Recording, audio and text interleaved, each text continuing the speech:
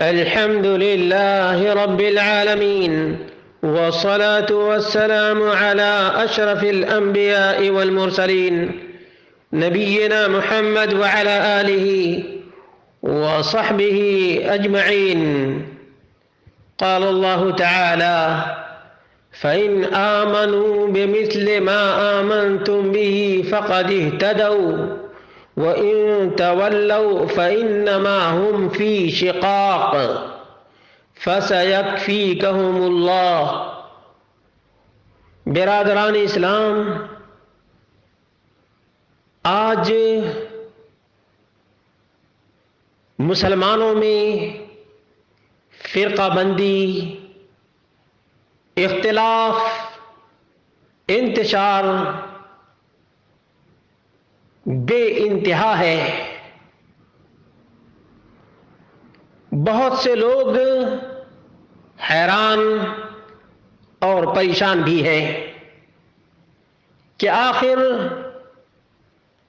حق پر کون سی جماعت ہے، آخر حق پر کون سا فرقہ ہے، آخر حق پر کون سا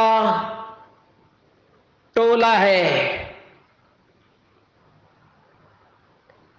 اور آخر حق پر کون سا سلسلہ ہے۔ گویا اللہ اور اس کے رسول نے کوئی معیار، کوئی پیمانہ، کوئی میزان اور ترازو دیا ہی نہیں ہے۔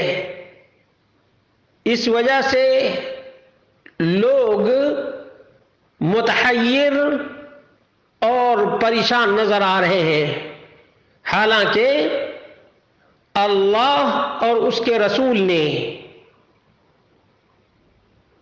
1400 سال پہلے معیار، پیمانہ، ترازو اور میزان بتا دیا تھا۔ لیکن افسوس کی بات تو یہ ہے کہ آج اللہ کے تھوڑے ہی بندے ایسے ہیں جو اس میزان، پیمانہ، ترازو اور معیار کا استعمال کرتے ہیں۔ آپ کو معلوم ہونا چاہیے کہ اللہ رب العالمین نے اور محمد رسول اللہ صلی اللہ علیہ وسلم نے صحابہ کرام رضوان اللہ تعالی علیہم اجمعین کو حق کا، صداقت کا، ایمان کا، عقیدے کا اور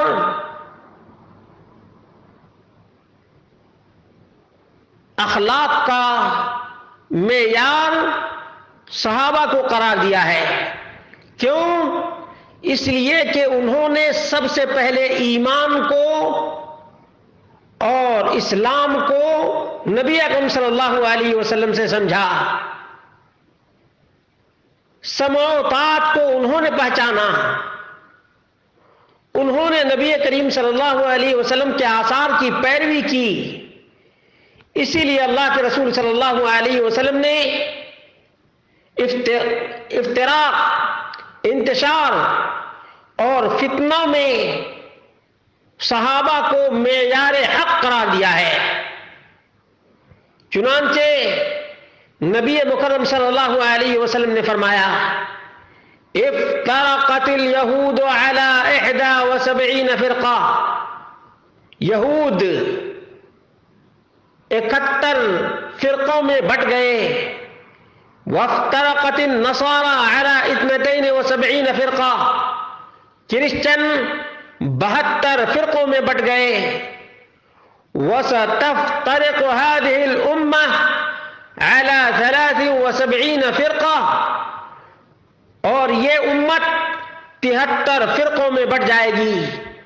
كلها في النار الا واحدہ، تمام کے تمام فرقے جہنم کی بھڑکتی ہوئی آگ کے ایندھن بنیں گے۔ قیل من ہی یا رسول اللہ، سوائے ایک جماعت کے. صحابہ نے پوچھا کہ وہ کون سی جماعت ہوگی جو جہنم کی بھڑکتی ہوئی آگ سے بچ جائے گی؟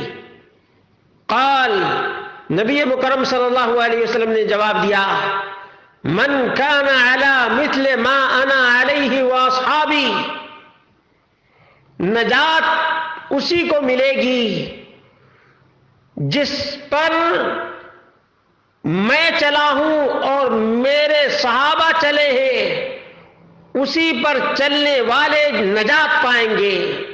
من کان علی مثل ما انا علیہ واصحابی، صرف وہی نجات پائے گا جو اس راستے پر ہوگا جس پر میں اور میرے صحابہ.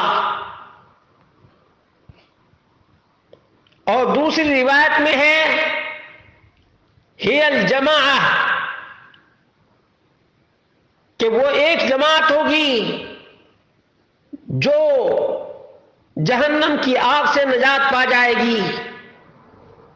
یہ روایت مختلف کتب احادیث کے اندر موجود ہے.